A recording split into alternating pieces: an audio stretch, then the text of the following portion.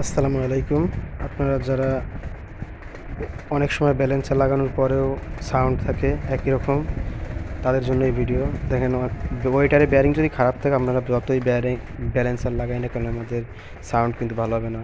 আমি কীভাবে ব্যারিংটা পাল্টাতে আপনাদের দেখাবো। আমি এখন একটা মার্ক দেব। দেখেন, আমি কিন্তু একটা দাগ দিচ্ছি পেনিয়ামের সাথে আর বডির সাথে। এটা কিন্তু এভাবে দিয়ে নেবেন, কারণ আমি যখন ব্যারিং করবো তখন কিন্তু আমার টাইমিং রং হয়ে যেতে পারে, তাই আমি দাগটা দিয়ে নিলাম। আমি এখন ব্যারিংটা খুলবো। আপনারাও চেষ্টা করলে এইভাবেই খুলতে পারবেন, অনায়াসে সুন্দরভাবে খুলতে পারবেন।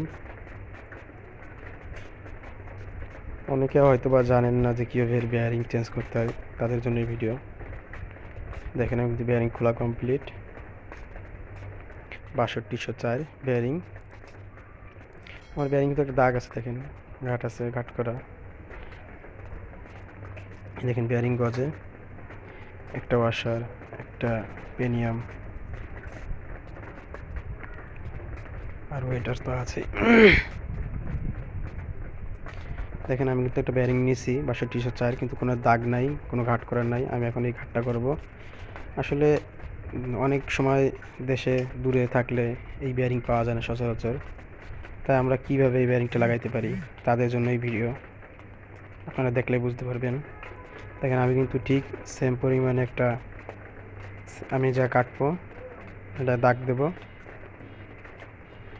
যেন আমার এই লকটা ধরে রাখতে পারে, সেই একটা দাগ দেবো। আমি একটাই দাগ দেবো, বেশি ছোট করে, আমি বেশি বড় করবো না দাগটা। প্রায় দাগ দিয়ে শেষের পথে।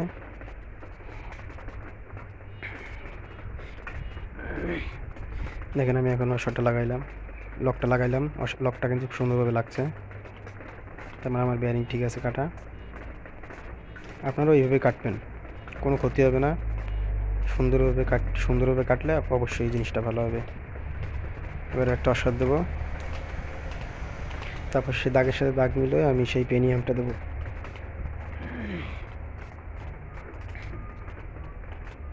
সুন্দরভাবে বাড়িতে লাগাই দেবো। যদি টাইমিং রং হয় তাহলে কিন্তু সমস্যা।